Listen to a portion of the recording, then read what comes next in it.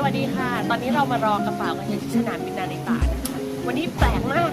ไม่มีคนเลยที่คัสตอม5 นาทีเท่านั้นแล้วก็ผ่านคัสตอมมารอกระเป๋าและเดี๋ยวเสร็จแล้วเราจะไปซื้อตั๋วรถไฟเคเซกันค่ะ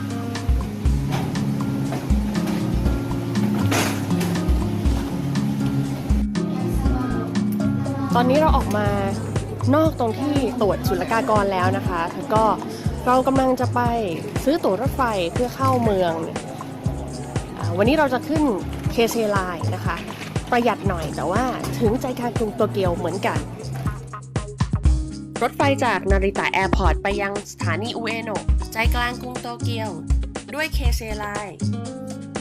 แบบแรกแพงที่สุดโดยสกายไลเนอร์คุณสามารถเข้าถึงสถานีอุเอโนะเพียงแค่41 นาทีจากสนามบินเท่านั้น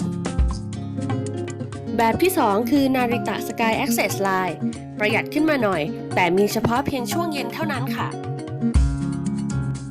แบบที่ 3 ตัวเลือกที่ประหยัดที่สุดโดย Keisei Main Line Limited Express ใช้เวลาเพียงแค่70 นาทีและมีขบวนตลอดทั้งวันใกล้ๆกันคุณจะเจอกับเคาน์เตอร์ของ JR East เราจะไปซื้อตั๋วที่เรียกว่าโตเกียว Y Pass กันค่ะตั๋วนี้สามารถใช้ได้3 วันแบบต่อเนื่องคุณสามารถเดินทางด้วยรถไฟ JR รอบโตเกียวและสามารถใช้ได้กับขบวนชินคันเซ็นที่ขึ้นไปยังลานสกีกาล่ายูซาวะได้อีกด้วยตอนนี้เราซื้อตั๋วเคเซเมนไลน์กันเสร็จแล้วกำลังเข้ามาที่ชานชาลานะคะเดินตามไปเลยป้ายเคเซเมนไลน์เบอร์2เบอร์3อันนี้คือที่เราเข้าเมืองกัน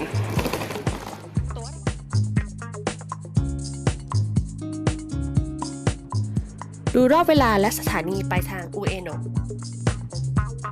เมื่อถึงปลายทางสถานีอุเอโนะฝั่งตรงข้ามจะเป็นสถานี JR และตลาดเอเมโยโกะสำหรับใครที่เดินทางมาเหนื่อยๆแวะเติมพลังกันสักหน่อยมีของกินมากมายให้คุณได้เลือกซื้อในราคาประหยัดค่ะ